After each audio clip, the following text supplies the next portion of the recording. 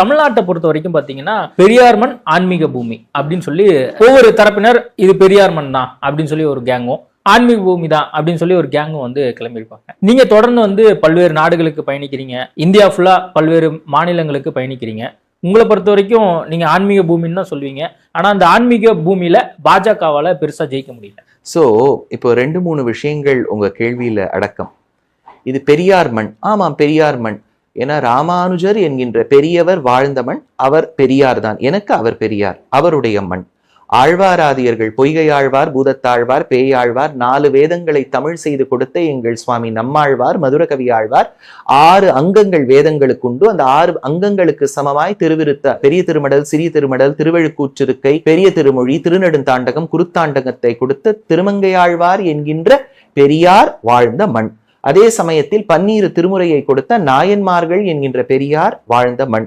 அருணகிரிநாதர் முருக பக்தியில் தத்தளித்தவர், அப்படியே மிதந்துட்டு இருந்தார் அந்த முருக பக்தியில. திருப்புகழ் பாடி கொடுத்த அருணகிரிநாதர் என்கின்ற பெரியார் வாழ்ந்த மண்.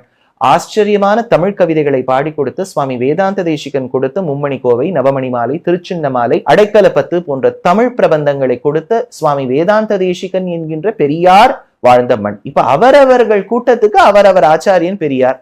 இங்க டிராவிடியன் ஐடியாலஜி ஒருவேளை ஃபாலோ பண்றவர்களுக்கு ராமசுவாமி நாயக்கர் அவர்களை பெரியார்னு சொல்லலாம். நான் அதை தப்புன்னு சொல்லல. இவர் தான் எனக்கு பெரியார். அந்த விதத்துல இது பெரியார் மண் தான். இல்ல, உங்கள்கிட்ட இருந்து இந்த மாதிரி பதில் கேட்கறது ரொம்ப ஆச்சரியமா இருக்கேன். ஏன் நான் வந்து பெரியோர்கள்லாம் வாழ்ந்த மண்ணுன்னு சொல்றேன். பெரியார் என்பது ஒரு டைட்டில் சர்மாஜி. அது எனக்கு பிடிச்ச வாளுக்கு நான் கொடுக்கும்போது அவர் தான் எனக்கு பெரியார்னு சொல்றேன். ஒண்ணும். 2வது, நீங்க கேட்ட கேள்வியில இது வந்து பெரியார் மண். இப்ப இந்த இடத்துல பெரியார்னு சொல்லக்கூடியது இந்த டிராவிடியன் ஐடியாலஜியில சொல்லக்கூடியவர்கள் சொல்லக்கூடிய பெரியார். அவருடைய மண் என்று சொன்னால் நீங்களே கொஞ்சம் யோசிச்சு பாருங்க. நீங்க you're quite experienced in journalism and politics. DMK, AIADMK 2 பெரும் கட்சிகள், 2 பேருமே டிராவிடியன் ஐடியாலஜின்னு சொல்றாங்க. எம்ஜி ராமச்சந்திரன் அவர்கள் நாத்திகரா? ஜெயலலிதா அவர்கள் நாத்திகரா? இப்போ இருக்கக்கூடிய கரண்ட் சீஃப் மினிஸ்டர் ஸ்டாலின் அவர்களுடைய குடும்பத்தவர்கள் நாத்திகர்களா? அங்க இருக்கக்கூடிய மந்திரிகள்லாம் பொட்டே வச்சுக்கிறது இல்லையா? இப்பதானே ஒரு மினிஸ்டர் கூட சொன்னார், இது ஆன்மீக ஆட்சின்லாம் சொன்னார். சோ எங்கேருந்து இது? பெரியார் ஆட்சியிலேருந்து ஆன்மீக ஆட்சி வந்துடுத்து. அவர்களே ஒத்துக்கிறா. எவ்வளவு கூட்டமா யோசிச்சு பாருங்க. அடியே நீங்க சொன்னீங்களே, அந்த ஒரு சின்ன அனுபவம் இருக்கு.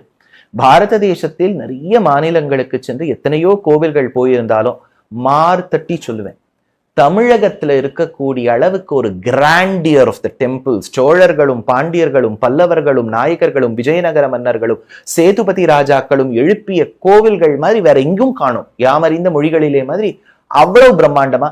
ஒரு அண்ணாமலையார் தீபம்னா கோடி மக்கள் வரா. மாமாங்கம் இப்ப கும்பகோணத்துல நடக்க போறதுன்னா கும்பமேளா நடக்க போற மாதிரி கூட்டம் வர போறது. ஸ்ரீரங்கத்துல வைகுண்ட ஏகாதசிக்கு நிக்கிறதுக்கு இடம் இல்லை. பழனியில கூட்டமான கூட்டம். எங்க இப்ப போகிறவா எல்லாரும் பார்ப்பனர்களா? எத்தனையோ எல்லா தரப்பு மக்கள், பணக்காரன் முதல் ஏழை வரை, படித்தவன் முதல் படிக்காதவன் வரை இத்தனை பேர் திரண்டு வராளே. இது பெரியாருடைய மண் என்று சொன்னால் இது என்ன மண்? அடியேனை பொறுத்தவரை இது ஆன்மீக பூமிதான். அப்பவும் இருந்தது, இப்பவும் இருக்கு, என்னைக்குமே இருக்கு.